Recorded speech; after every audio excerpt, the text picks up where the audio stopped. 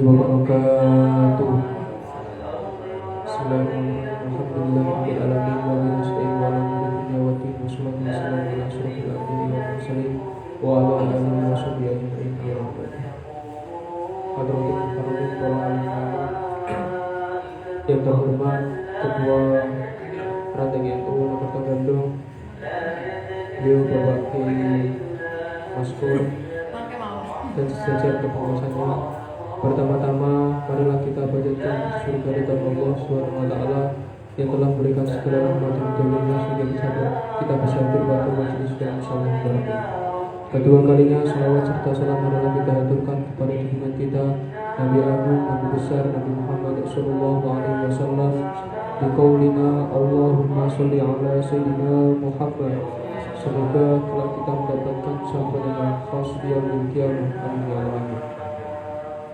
Saya akan bacakan surat acara pada sore hari ini. Acara pertama pembukaan, acara yang kedua pembacaan ayat suci Al-Quran, acara yang ketiga tahlil, acara yang keempat sambutan mutasyar, acara yang keenam penutup. Masuk ke acara yang pertama yaitu pembukaan. Marilah kita buka acara pada sore hari ini dengan bacaan surat Al-Fatihah. Ala hadiniyah wa ala kulli niyatin sholihah. Al-Fatihah.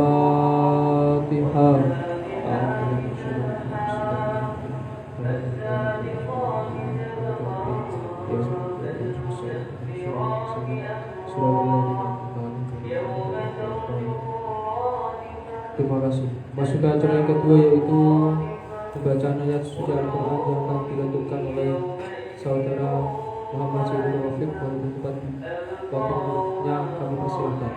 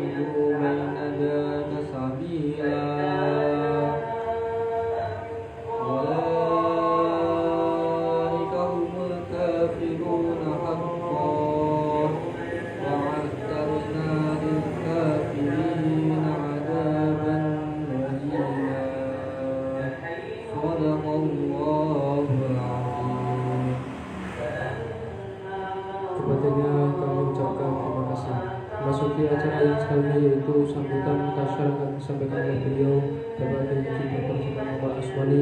Waktu tempat beliau kami hadirkan.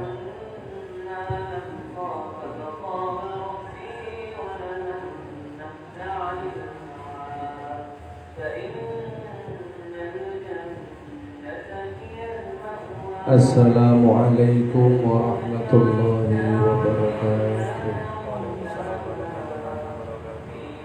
Alhamdulillah wa syukurillah wassalatu wassalamu ala rasulillah wa ala alihi wa sahbihi wa ala amma ba'd.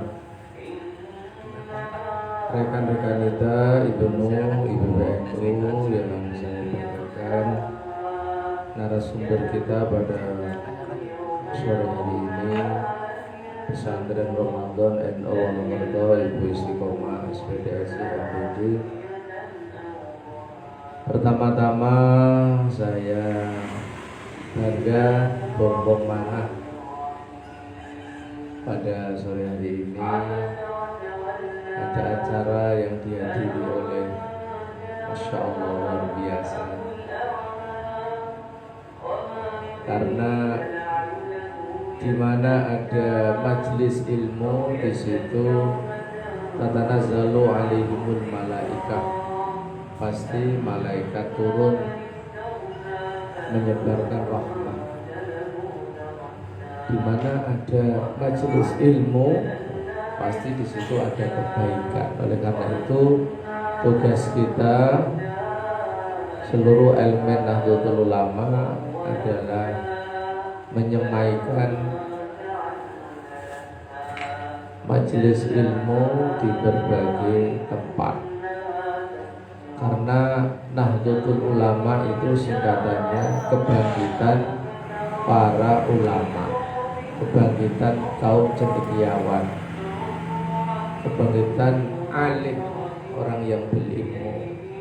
Jadi ciri utama Nahdlatul Ulama ya Nahdlatul Ilmi, kebangkitan ilmu. Ini adalah jalan sunyi, jalan yang hanya dilalui oleh orang-orang tertentu, tetapi manfaatnya sangat besar. SDM atau sumber daya manusia yang berkualitas itu adalah kunci kemajuan di semua aspek. Apapun membutuhkan ta'ifah liyatafaqahu fiddin wa liyunziru qaumahum idza raja'u ilaihi, membutuhkan minoritas-minoritas yang kreatif. Kita ini jangan sampai menjadi mayoritas yang lempem, harus menjadi ta'ifah qalilah ghalabat fi'atan katsirah, menjadi kelompok kecil yang mengendalikan kelompok besar. Lah Nahdlatul Ulama ini jamaahnya sangat besar, tetapi SDM-nya harus diberdayakan. Sehingga kita berharap acara ini akan menginspirasi ta'ifah qalilah, kelompok kecil dari Nahdlatul Ulama supaya bisa yang ribu fi'atan katsirah, dalam arti bisa mengelola aset NU yang sangat besar. Apa aset NU itu? Ya aset kultural warga Nahdlatul Ulama. Demikian yang bisa saya sampaikan. Semoga majelis ilmu yang dimulai sore ini pesertanya membludak menjadi halaqatul zikri, halaqah suwarga ya raudhah dari hadil jannah. Amin Allahumma amin. Kurang lebihnya mohon maaf.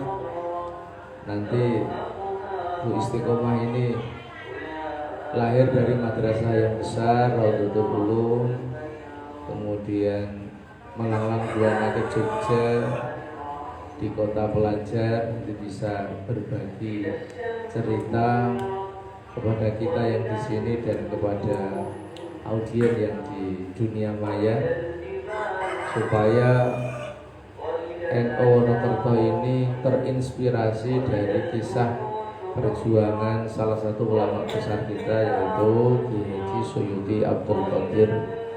Beliau adalah murid langsung dari pendiri Nahdlatul Ulama Fadhilatul Syekh Muhammad Hasyim Asy'ari, dan pada rihlah yang kedua di Tebuireng setelah dari Mekah, beliau sudah menjadi mu'allim. Mu'allim di Tebuireng itu bukan sembarang mu'allim, karena mu'allim di Tebuireng itu berarti satu level dengan Mbah Bisri, Mbah Wahab, kemudian Mbah Abbas, kemudian Mbah Arwani. Jadi memang ulama-ulama yang luar biasa. Mbah Karim Lirboyo, ini kelompok kecil di Tebuireng yang sudah menjadi santri senior dan tugasnya membantu pengasuh untuk taklim dan membahas persoalan-persoalan sosial yang terjadi. Jadi Mbah Suyuti Ba'dun minhum, sebagian dari santri yang dikader oleh pendiri Nahdlatul Ulama, dan satu visi dengan Kiai Haji Abdul Wahid Hashim, karena Mbah Suyuti menangi Mbah Gus Wahid ini melakukan modernisasi pesantren sehingga jadilah Madrasah Raudhatul Ulum, madrasah yang al-muhafadzah 'alal qadimi shalih wal akhdhu bil jadidil aslah, mengakomodir kurikulum salaf juga mengambil kurikulum modern. Saya kira itu, semoga bermanfaat halaqah ini sampai nanti bakto subuh ya Pak Ketua ya. Demikian, assalamualaikum warahmatullahi wabarakatuh. Kepada beliau kami haturkan terima kasih.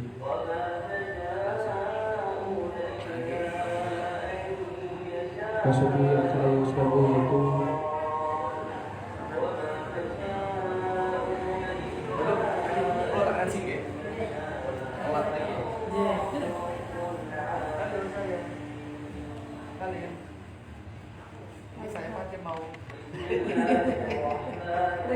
acara selanjutnya yaitu talk show yang akan dipimpin oleh moderator kita dan akan dinarasumber oleh beliau Ibu Istiqomah. Waktu dengan beliau kami hadirkan.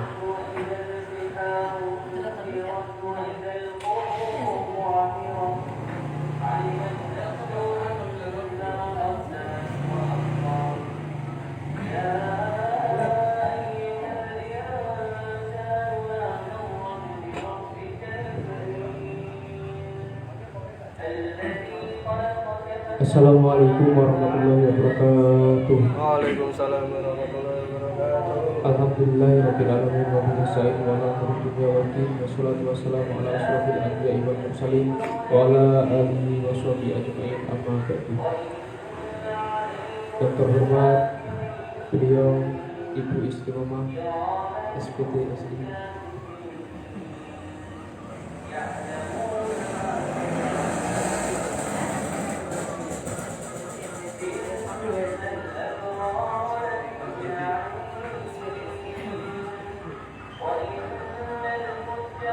Yang terhormat beliau Ibu Istiqomah SPT SI FFB,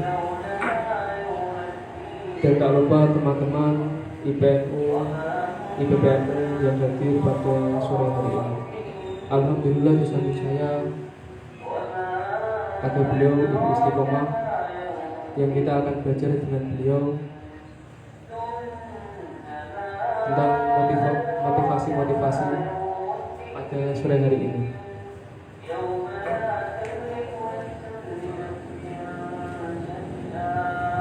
Oke, langsung saja kita ke acara ini saja. Bismillah.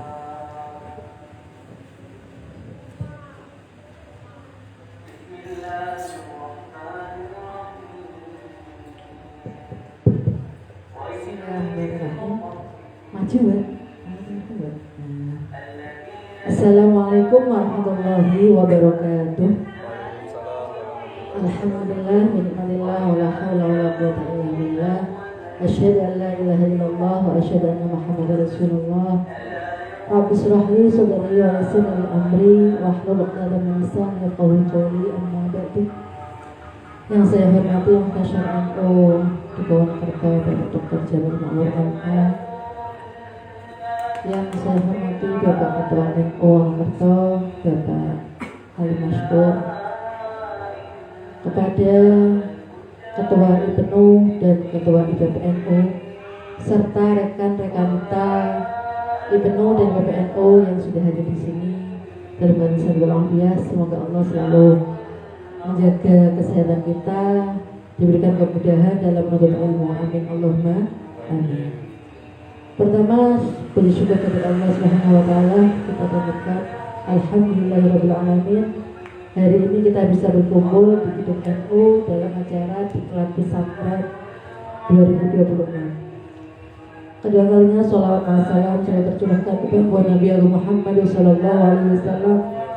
Beliaulah Nabi yang kita nantikan syafaatnya. Semoga kelak kita bisa mendapatkan syafaat dari beliau. Amin Allahumma amin. Alhamdulillah. Sudah kenal ya?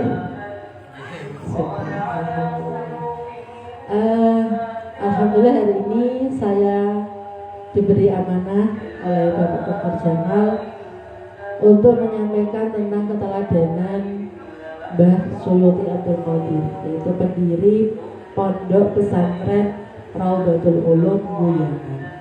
Dan kebetulan saya juga alumni Raudhatul Ulum.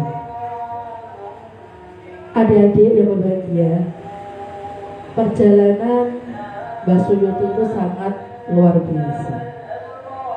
Mbah Suyuti itu salah satu tokoh ulama yang ada di Desa Guyangan, tetapi sudah mendunia, tetapi sudah dikenal nasional. Ilmunya yang sangat luar biasa. Kegigihannya dimulai dari masa muda. Masa muda beliau berkelana, tidak hanya satu pesantren, tapi dari beberapa pesantren. Tadi sudah disinggung Pak Jamal bahwa beliau juga pernah mondok di Mbah Hasyim. Langsung dipandu oleh Mbah Hasyim Asy'ari, pendiri NU. Sebelum itu beliau juga di Madura, pernah di Madura. Nah, dan juga setelah dari Tebu Ireng beliau kondur, kemudian tindak haji, dan di sana beliau juga menimba ilmu selama 5 tahun. 5 tahun itu masa yang lama atau pendek? Lama.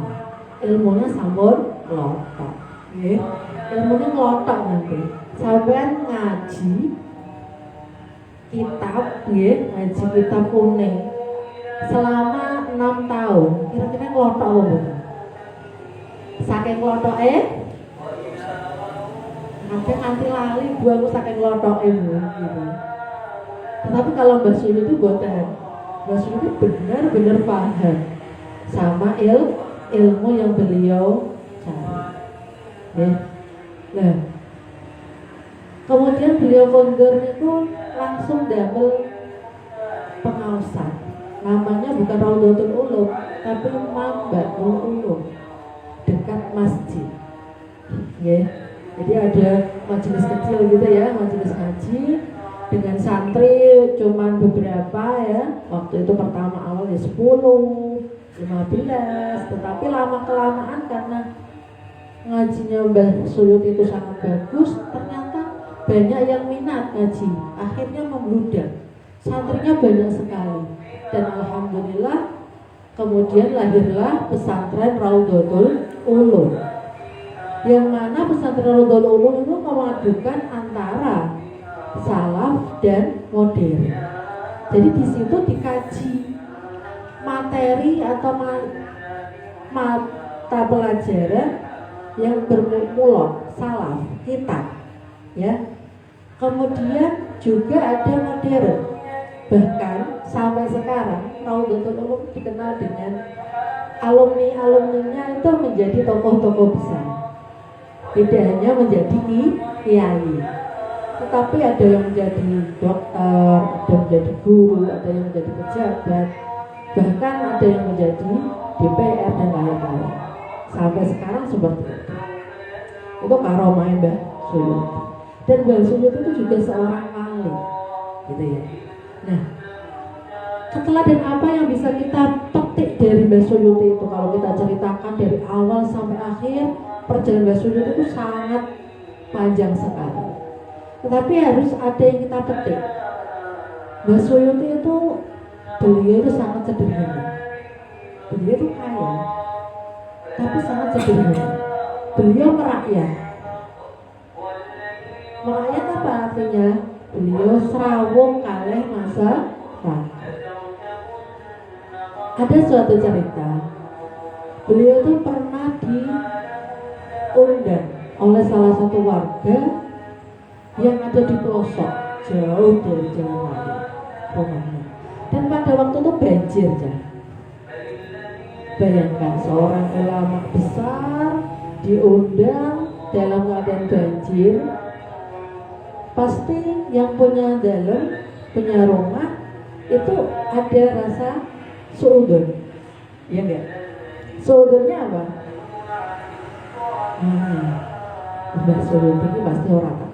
Ini posisi udan terus banjir. Tapi apa yang terjadi? Masya Allah, luar biasa. Karena Suyuti ya. Apa yang terjadi? Mbak Suyuti datang. Mbak Suyuti rawuh gopoh-gopoh ya. Waktu itu banjirnya sampai sak lutut.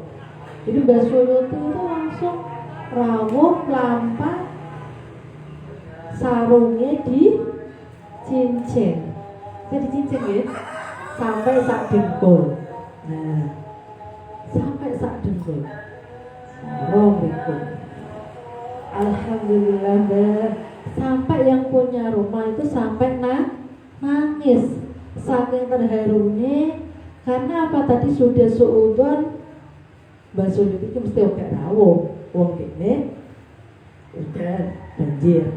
Cara aku ngono ya. Aku diundang kok banjir, ya empoh ya. Ya, awakmu diundang kok udane deres, ya rasa-rasa mangkat. Dan dari ulama-ulama salaf, ulama bagus sekali.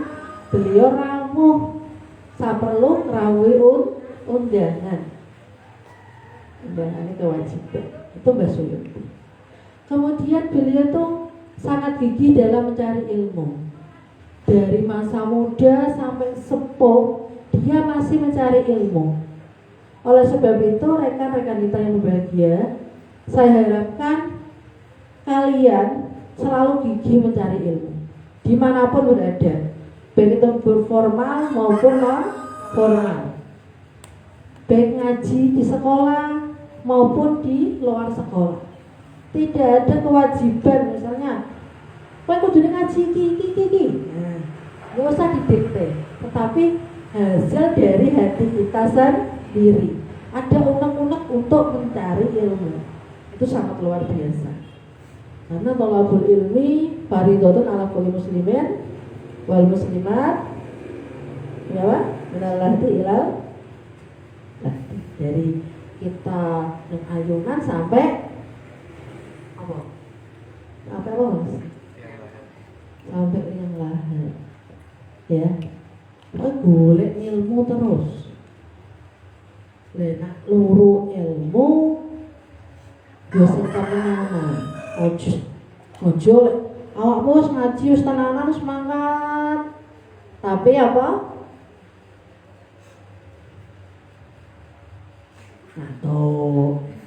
Turu.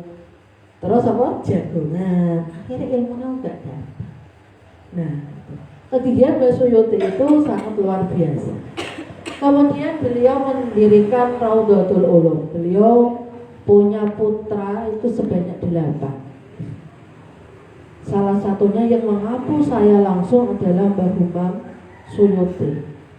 Mbah Humam Suyuti itu adalah salah satu, waktu saya sekolah beliaulah sebagai ketua yayasan plus sekaligus sebagai kepala sekolah. Kalau sekarang dilanjutkan oleh adiknya yaitu Mbah Najib Suyuti. Nah, keteladanan dari Mbah Suyuti ini juga diwariskan kepada putra-putranya. Ya. Mbah Suyuti itu orangnya merakyat, tidak ada kata sombong. Aku duwe ilmu akeh, aku sugih, ya. Tapi dia tidak sombong dengan orang yang di sekitarnya. Ketemu sama orang di sekitarnya, tidak mengenal kaya dan miskin. Semua dikumpuli, dikancani. Ketemu wong ora duwe ya dikancani. Ayo ini ngaji bareng aku. ketemu wong sing sugih ya dikancani. Jadi tidak ada kata sombong. Jadi kalau kita sombong, kita punya ilmu, baru punya ilmu apa aja?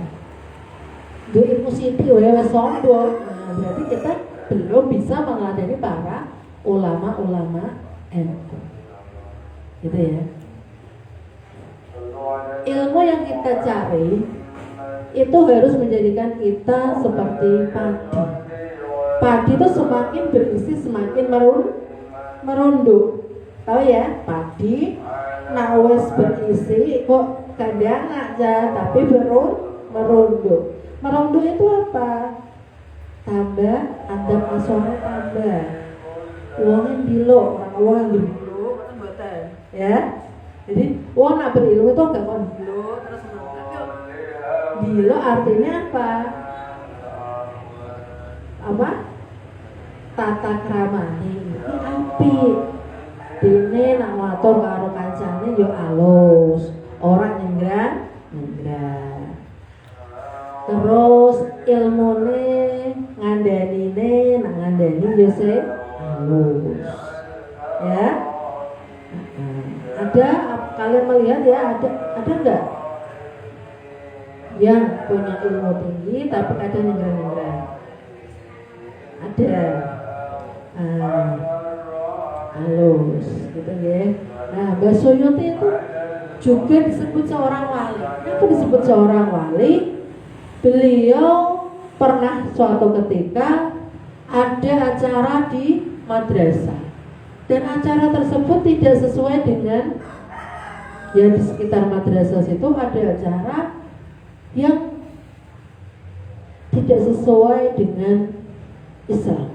Artinya ya melenceng lah, apa yang terjadi? Mbak Suyuti gak ridho, walaupun beliau sudah sedo, gak ridho aja. Dan apa yang terjadi? Ternyata di situ turunlah hujan deras, udah itu resepon. Nah, udah resiko aja, terus sampai merubuhkan panggung. Akhirnya acaranya batal dilaksanakan. Dan hal-hal yang melenceng dari agama Islam itu tidak terjadi. Gitu ya. Itu karomai Mbak Suyuti. Nah, tahu Mbak Suyuti ya? Mbak Suyuti mana ya? Ya. Beliau itu ya muridnya langsung Mbak Hasyim Asy'ari. Diambok oleh Mbah Hasyim Asy'ari. Nggih. Wongnya sangat ganteng ya. Piantungnya ganteng ya, Bang. Sampai putra-putranya yang ganteng. Kalau jenengan persop fotonya Mbah Humam, Mbah Humam itu Mbah Humam itu putra yang keberapa itu ya? Kedua terakhir, ketiga terakhir. Nah, beliau itu sangat ganteng sekali dan beliau menuruni apa yang menuruni betul-betul sifatnya Mbak Suyuti. Mbak Suyuti itu perangannya rendah hati, orangnya tholabul ilmi dan tidak sombong dengan santri-santrinya. Mbah Humam juga sama. Mbah Humam itu orangnya tegas. Ketika kita salah, maka dia akan meluruskan, tegas, akan memberi saksi. Awakmu salah, ya langsung sanksi, gitu ya. Tetapi kalau kamu betul, akan ada reward. Itu Mbah Humam, sangat tegas sekali. Tetapi beliau merakyat, beliau mau berkumpul dengan orang-orang luar, dengan masyarakat. Ketika ketemu masyarakat, beliau mau ke madrasah kok kepanggil, walaupun dia naik mobil, itu orangnya disapa. Monggo Pak, monggo Bu, gitu ya. Disapa, selalu menyapa orang yang ada di sekitar madrasah. Setiap kali bertemu itu orangnya rendah hati sekali. Dan kepada santrinya beliau tidak lupa. walaupun sudah lulus beberapa tahun, beliau kok kepanggih ya. Beliau tidak lupa pada santrinya, ya, eleng. Padahal waktu itu santrinya itu sudah 500-an lebih, bahkan ribuan. Kepanggih, oh iya istiqomah, iki tahu namanya, tahu satu per satu, ya itu Mbah. Rasul itu juga sama seperti itu yang diturunkan kepada Mbah Umum. Dan Mbah Umum juga sebagai ketua LP Ma'arif, aktif di LP Ma'arif NU dan juga aktif di NU. Saya sering menemui beberapa orang dikatakan sukses itu ketika beliau ternyata fokus atau derek ngabdi di NU, baik itu NU-nya di jalur pusat, di NU-nya terus ya, maupun di IPNU-nya, maupun di Fatayatnya, maupun di Muslimah, maupun di lembaga pendidikan di LP Ma'arif. Insya Allah kalau kita bisa anut karo para masyayikh ya, para masyayikh, itu kita akan, hidup kita akan enak. Hidup kita tidak akan sengsara kalau kita memang benar-benar nyekel sampai nyekel NU ning IPNU, ning IPPNU cekel tenanan. Ini adalah ladang untuk belajar bahwa hidup itu butuh pengabdian. Hidup itu tidak hanya untuk mencari cuan. Hidup juga butuh pengabdian, ya. Jadi ketika kalian sudah mengabdi, kalian berkhidmah, niatkan berkhidmah, khidmah kepada NU, khidmah kepada madrasah, khidmah kepada guru kita. Nah, itu akan ada barokah tersendiri. Percaya tidak percaya, harus percaya. Ya. Karena saya sudah membuktikan. Saya berkhidmah kepada guru saya berkhidmah kepada IPPNU, dan itu IPPNU. Dan alhamdulillah sampai sekarang saya juga masih berkhidmah, ya, berkhidmah di madrasah dan di LP. Saya sekarang aktif di LP Ma'arif dan di madrasah juga. Tapi kalau di NU saya belum aktif di sini. Ya, saya langsung ke Pati saja, gitu ya. Jadi yang di sini kalian yang mengurusi, saya yang di pendidikan. Gitu. Jadi kalian harus bisa mencontoh teladan-teladan para masyayikh kalian. Khidmah itu penting. Tidak harus kita berilmu dulu baru berkhidmah, tetapi kita tidak berilmu dulu, kita khidmah, maka ilmu akan nyantol dengan sendiri. Senajan awakmu sekolah ora patek pinter, tetapi awakmu khidmah tenanan, insyaallah uripmu barokah. Ya, Mas Suyuti juga sama. Beliau pernah matur, kowe yang gelem khidmah yang manapun, nenggone guru, nenggone madrasahmu, nenggone NU, insyaallah uripmu kepen. Ya, jadi nak awakmu kepengen ya khidmah. Dimanapun kalian berada, niatkan berkhidmah. Nanti kamu ketika sudah, baik yang sudah lulus maupun yang masih sekolah, niatkan khidmah. Walaupun kalian sekolah, khidmah, saya berkhidmah. Ojo kok diperintah guru ini, diperintah kiai ini grundel. Ya, jangan sampai ada hati yang grundel, yang hati. Pokoknya nak diperintah ya, alhamdulillah aku berperintah. Nyet. Sat. Itu ya. Nah, Mbak Suyuti, beliau berhasil mendidik putra-putri pun. Tidak hanya putra-putri, santri-santrinya juga berhasil dididik.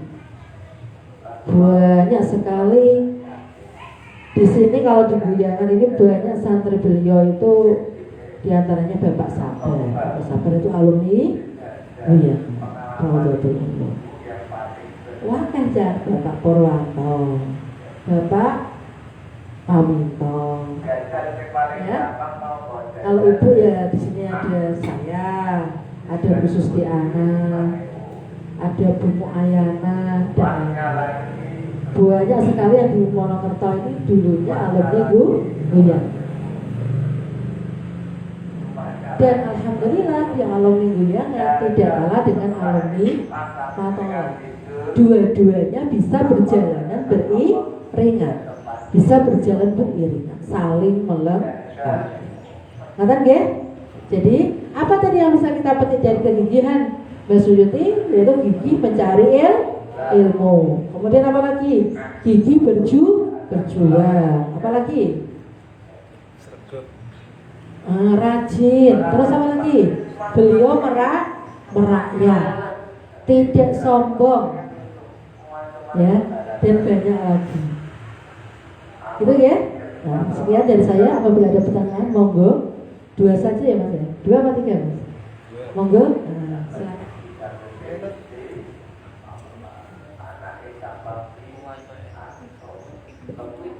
Monggo, boleh bertanya tentang apa? Monggo. Ya Mas. Langsung saja kita ke sesi tanya jawab. Silakan.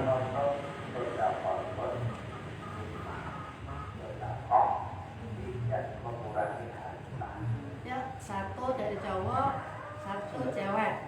Atau ceweknya mau 2 boleh. 3 pertanyaan.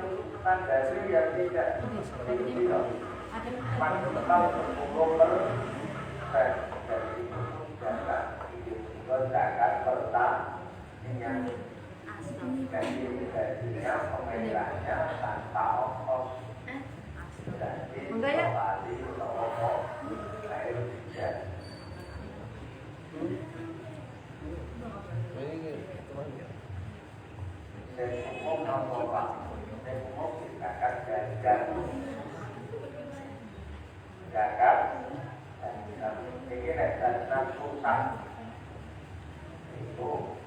Bagi orang yang gajinya 700 sekian wajib sudah 7.600 sekian kira-kira kita 91 Ya, monggo ya. 1 tahun ya. Thomas Jenner Mas, kayak pertanyaan Mas. Keputusan dasar ada yang tidak setuju dalam keputusan. Kalau itu saling sifat dan karak. Lama-lama itu proses sudah 20 pasar itu lagi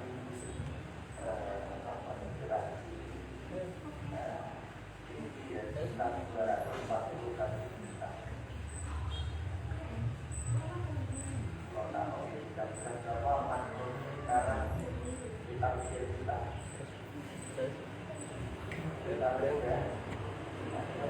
Order dari dulu standarnya 77,5 gram. Tapi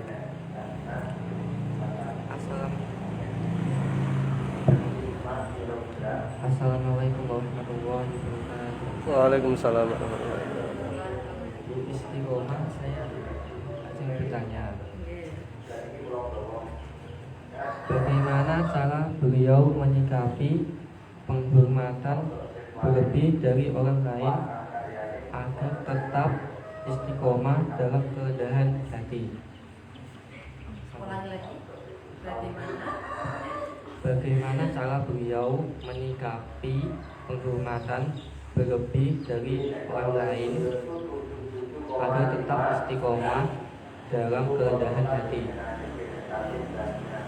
Assalamualaikum warahmatullahi wabarakatuh. Monggo. Yang lain? 331 dan akhir 80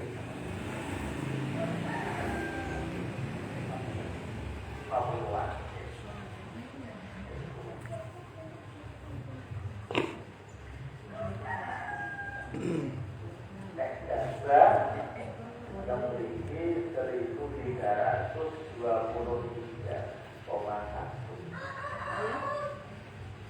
Itu hitungannya setahun dengan panen setahun gitu. Ya, itu maksudnya berkering.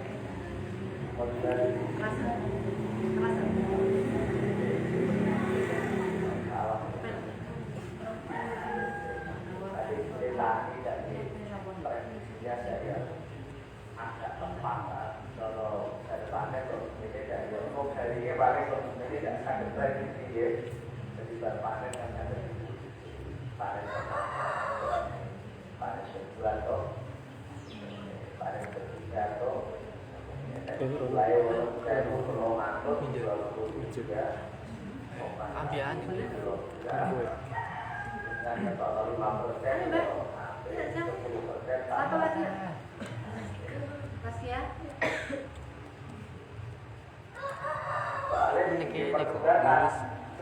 Kita salam. Aku ngomong sih. Itu hanya Terus delo. soalnya air itu hubungannya Yo, dengan Al-Quran.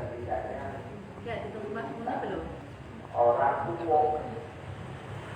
Hubungannya dengan produktivitas. Banyaknya Boleh bertanya yang lainnya, bukan Mbak Suli nggak apa-apa.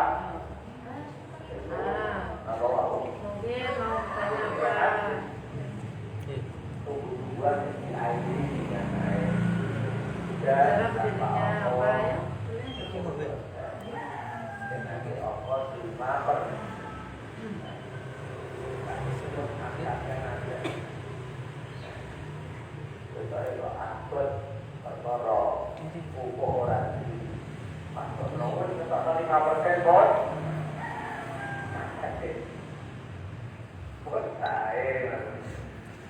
hati-hati tambah baik.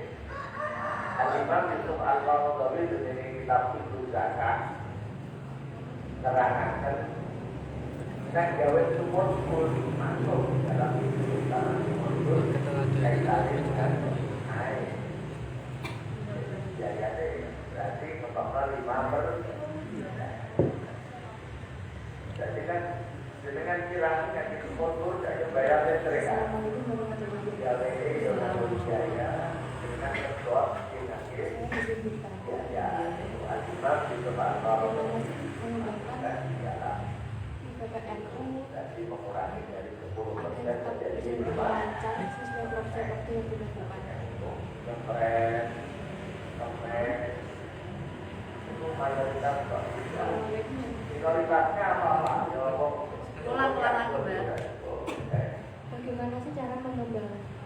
Ini kan untuk petani kaya setahun buat contoh saya itu mengatur 23 kira kota. Yang kira-kira. Kota.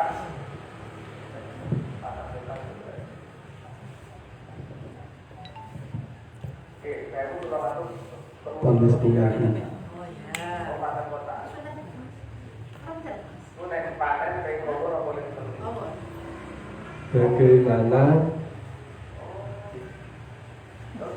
Bagaimana agar kita bisa meniru betapa gigihnya Mbak Soyoti belajar dan tidak risau dengan umur. Umur. Yang terima kasih. Terima kasih. Jadi pertanyaan yang pertama yaitu bagaimana kita menyikapi sikap tetap bagaimana kita menyikapi penghormatan agar kita tetap bersikap sederhana dan rendah hati. Pertanyaan yang kedua yaitu bagaimana kita agar bisa optimal dalam berorganisasi. Dan yang pertanyaan ketiga, bagaimana kita bisa meneladani Mbak Soyoti, yaitu tentang betapa gigihnya beliau belajar dan tidak risau dengan uang. Itu salah satu Oke, terima kasih. Pertanyaan pertama dari Mas Zenor ya, Ketua IPENO Wonokerto. Beliau bertanya tadi bagaimana menyikapi penghormatan yang berlebih. Mbak Suyuti bagaimana menyikapi penghormatan yang berlebih agar beliau tetap rendah hati. Ini yang ditanyakan Mbak Suyuti atau kita?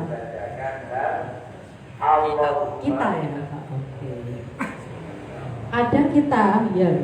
Bagaimana kita menyikapi penghormatan yang berlebih agar diri kita tetap rendah hati? Itu pertanyaan Mas Yema. Ya.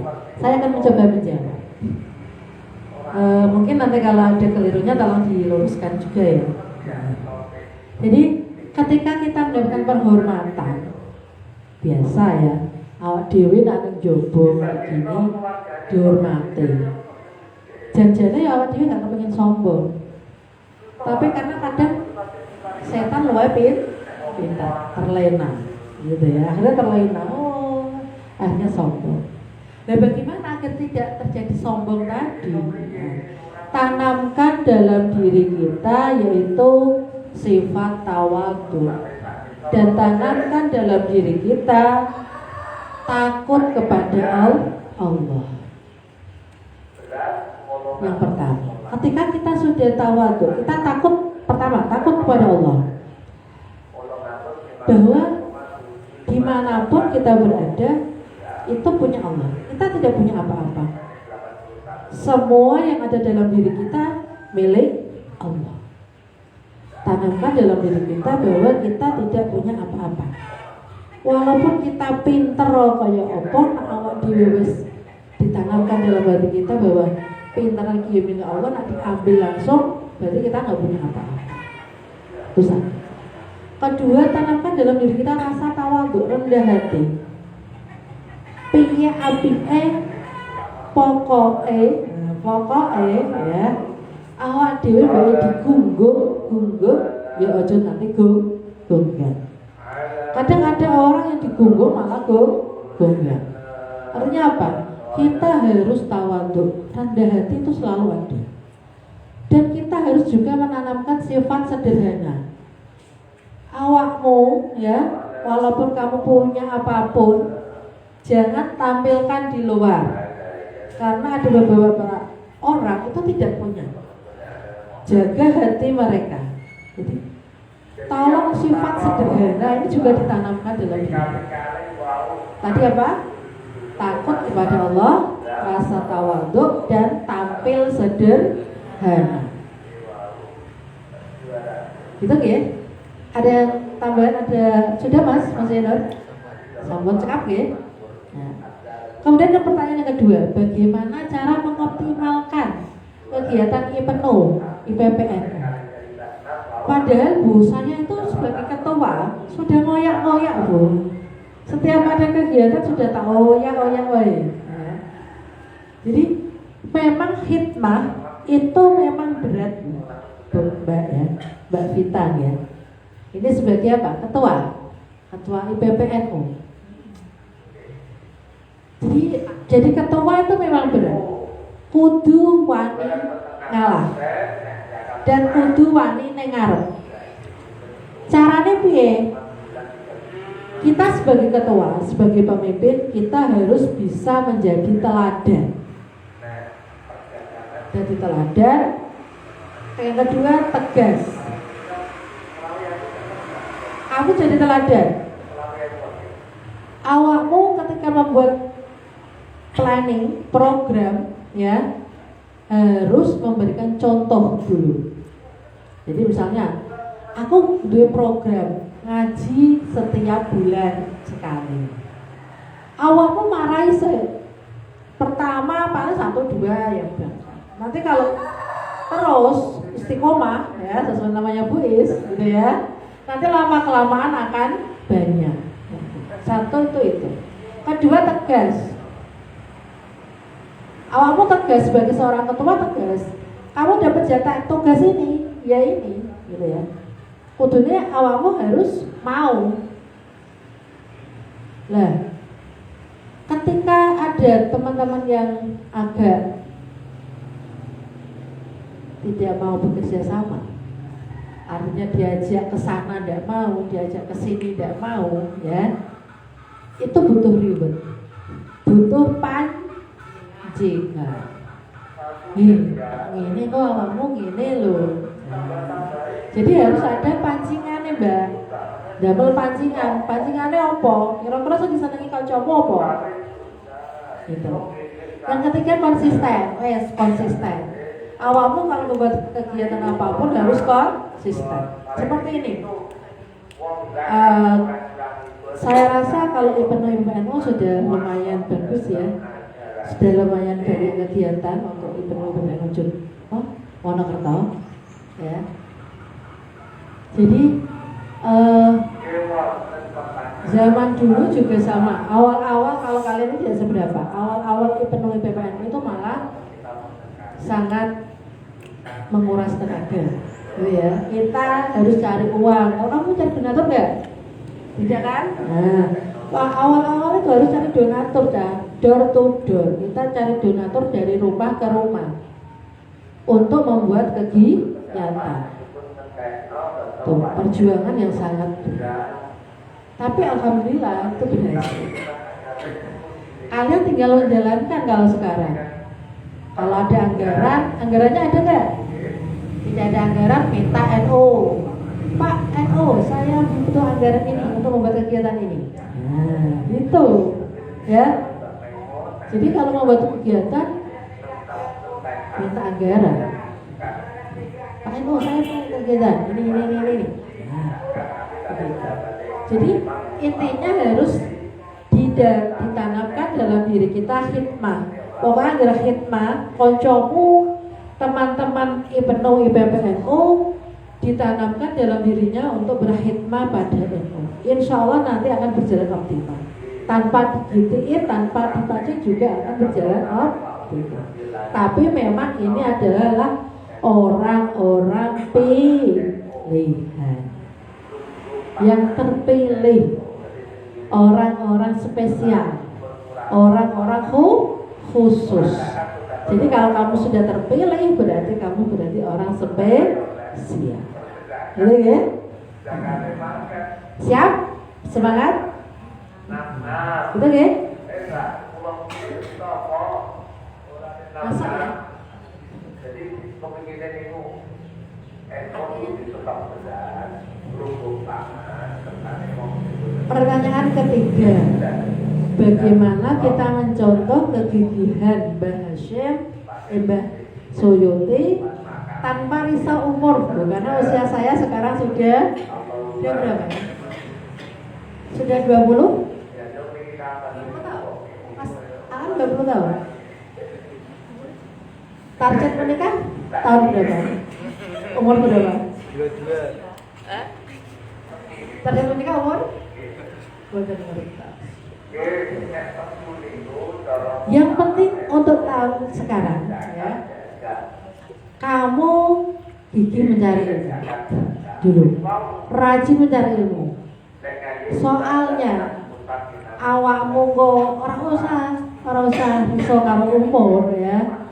Umur nikah itu nanti ada jadwalnya sendiri. Dan setelah nikah kamu juga tetap harus mencari ilmu. Ojo kok mandek, gitu ya. Golek ilmu itu ojo didekno perkara nikah. Nah, wis nikah ya tetap golek ilmu. Walaupun golek ilmu non formal tuh harus tetap golek ilmu. Jadi gak usah risau, Mas. Wes umur, apalagi cowok ya. Yang cewek aja melalang buana kemana-mana, ya. Kalau saya dulu gak seperti itu, Mas. Saya dulu mikirnya gak tentang masalah umur. Saya dulu ketika mau keluar dari desa, karena saya sekolahnya kan di desa, sekolah di desa, metu neng di jalan. Mari kono langsung mau nggak mau saya langsung pergi ke Jogja. Waktu itu yang saya inginkan, saya ingin kuliah jurusan, ya, waktu itu jurusan ya, pendidikan kimia waktu itu. Saya nggak mikir aku mau ya. Target saya pertama yang dalam pikiran saya dulu, saya niat kuliah untuk mengembangkan ilmu kimia, ilmu IPA waktu itu di madrasah, di madrasahku, alma materku. Zaman itu seperti itu.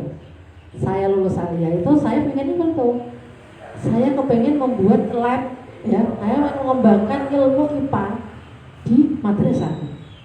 Waktu itu seperti itu pemikiran saya. Akhirnya saya ambil ilmu kimia. Padahal ilmu kimia itu ya seperti itu ya. Caranya ya ngono gitu ya. Akhirnya kok besok kalau ambil sing salah gitu ya. Nah, dulu saya pikirnya di kimia, di ilmu kimia. Padahal dulu saya juga kepengen tahfidz, ya. Tetapi yang Allah ridhoi mungkin di kimianya, tahfidznya gagal. Jadi target kamu sekarang jangan risau masalah umur. Nanti nawas kepada judulnya, bagi awakmu tamatan pondok ya nikah, gitu, ya.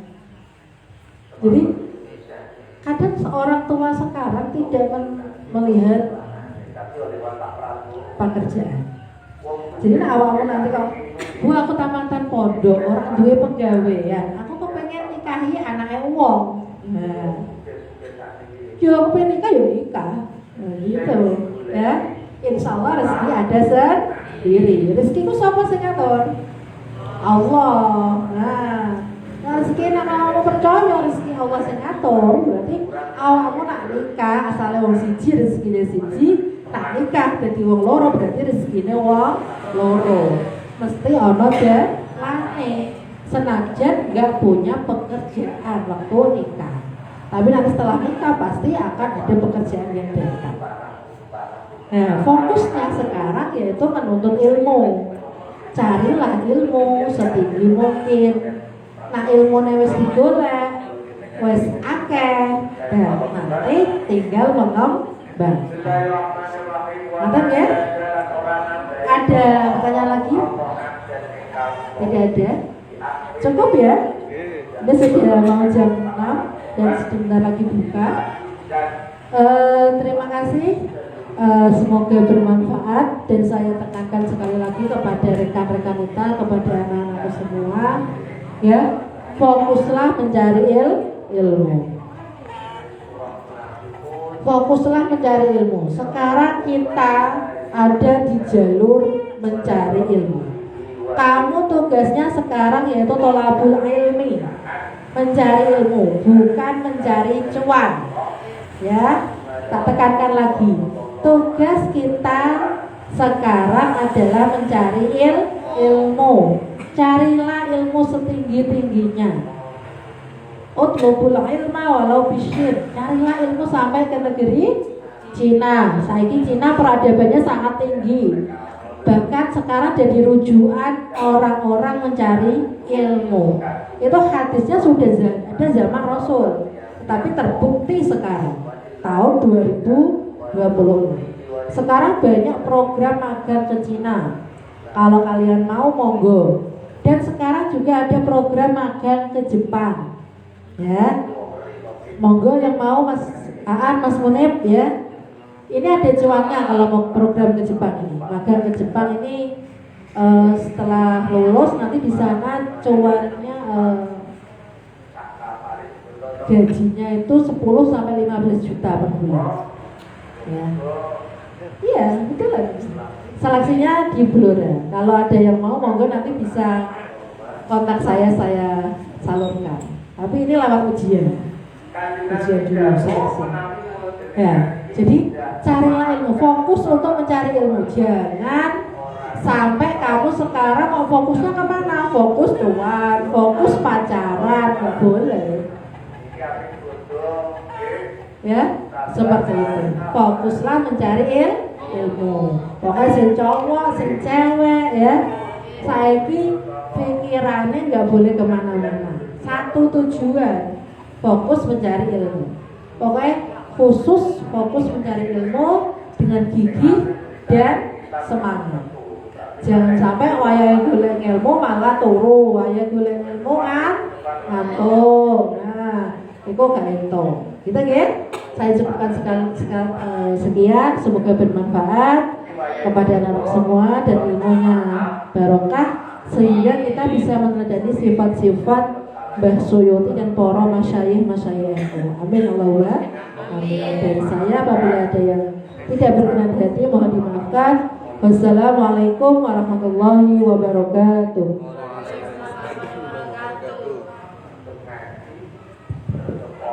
Benar-benar kami ucapkan terima kasih. Jadi itu poin yang bisa kita ambil yaitu yang pertama, agar tidak tiba dengan perhormatan, bagi kita harus kita kembalikan kepada Allah. Dan kita harus biasa dengan kehidupan yang sederhana dan selalu melakukan sifat tawadhu. Dan yang kedua, bagaimana agar bisa optimal dalam organisasi. Intinya ketuanya harus disiplin dan menjadi panutan. Dan yang terakhir, pertanyaan dari Mas Munib, bagaimana agar kita bisa gigih dan tidak risau dengan umur. Kita harus fokus pada tujuannya dan tidak usah khawatir. Sekian dari saya, kurang lebihnya mohon maaf. Wassalamualaikum warahmatullahi wabarakatuh.